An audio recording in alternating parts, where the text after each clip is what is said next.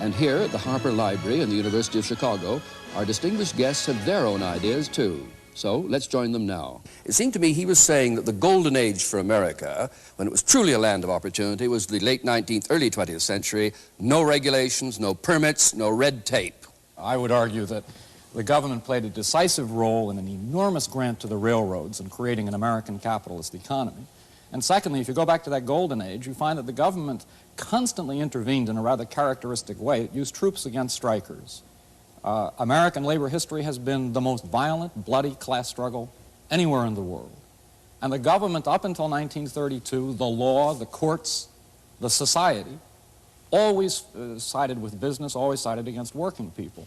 Therefore, I would argue that both economically and in terms of repressing the attempts of people to assert their freedom, government prior to the rise of the welfare state in this country was more or less owned by business.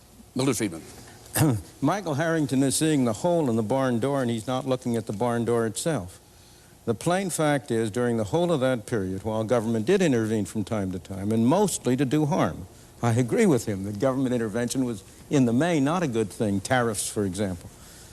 On the other hand, throughout that whole period, government spending, federal government spending, central government spending, never was more than 3% of the national income. It was trivial. The land grants to the railroads were a minor factor. I don't approve of them. I'm not saying they were a good thing, but they were a very minor factor. One has to have a sense of proportion, and that goes to the whole discussion. I am not an anarchist. I am not in favor of eliminating government. I believe we need a government.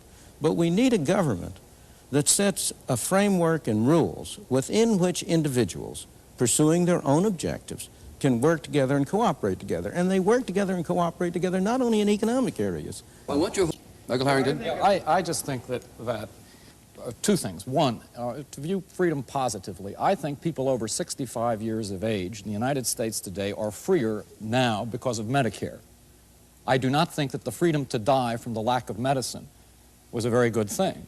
Secondly, related to industrialists, I think that one of the startling things about American history is that when Franklin Roosevelt was saving the system from itself, the main beneficiaries were screaming bloody murder at him for being a traitor to his class, when he was in fact the salvation of that class.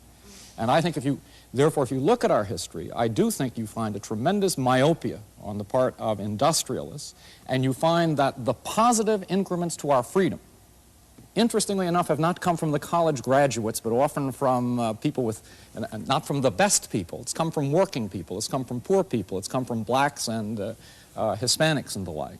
Milton, would you reply, but then tell us why you took us to Hong Kong to prove something? Sure. Unaccustomed as I am to agreeing with Michael Harrington, I will agree in part with what he's just said.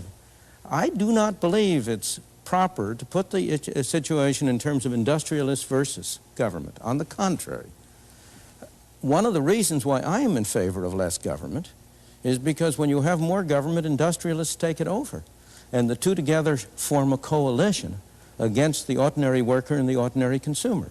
I think business is a wonderful institution, provided it has to face competition in the marketplace, and it can't get away with something except by producing a better product at a lower cost. And that's why I don't want government to step in and help the business community. Now, I want to go to your question about Medicare.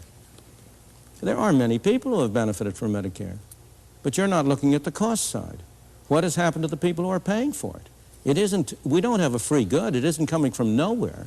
And are they benefiting from it in a cost-effective way? Those are the questions. It's demagoguery, if you'll pardon me, Michael Harrington, to say the people who have Medicare are freer. Of course, in one dimension. But they themselves have been paying all their lives. And have they gotten a good bargain?